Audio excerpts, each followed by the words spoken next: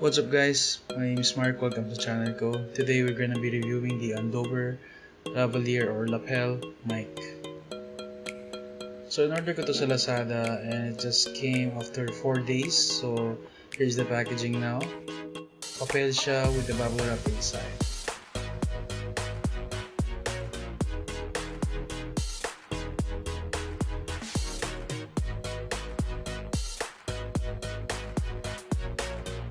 Nabili ko to for only 174 pesos plus 50 pesos for shipping fee from Lazada.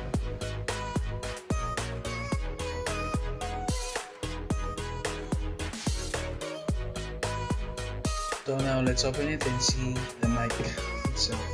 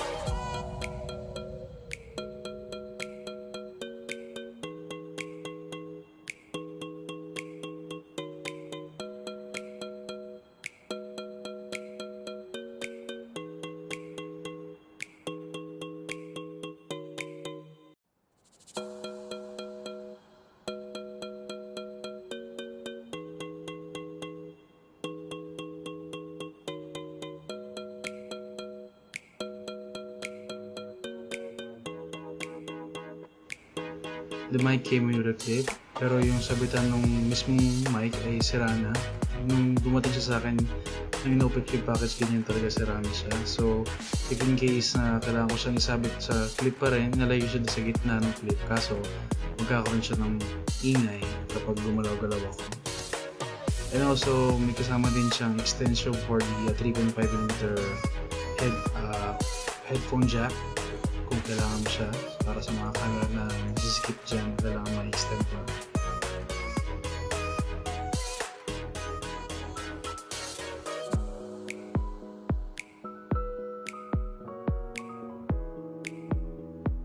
So here is the sound test for the Andoer lapel mic.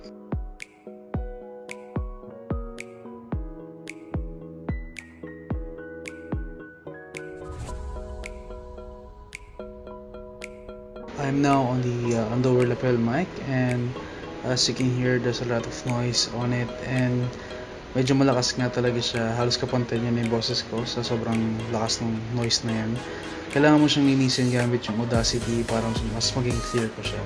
Pero all in all, okay naman siya. Narinig niya ako, clear ang boses ko sa kanya, and naiintindihan niya naman ako kahit paano. What I think about this mic, it's okay, it's not bad. Narinig pa rin naman ako ng mic na maayos. The only downside is malakas masyado yung noise.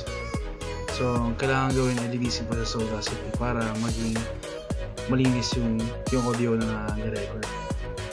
Tell me in the comments below what you think of this. If worth ba siya bilhin ngayon na or mag-ipon ba para sa mga boyaman. So that's it guys. Thank you very much for watching and don't forget to subscribe. See you in the next one.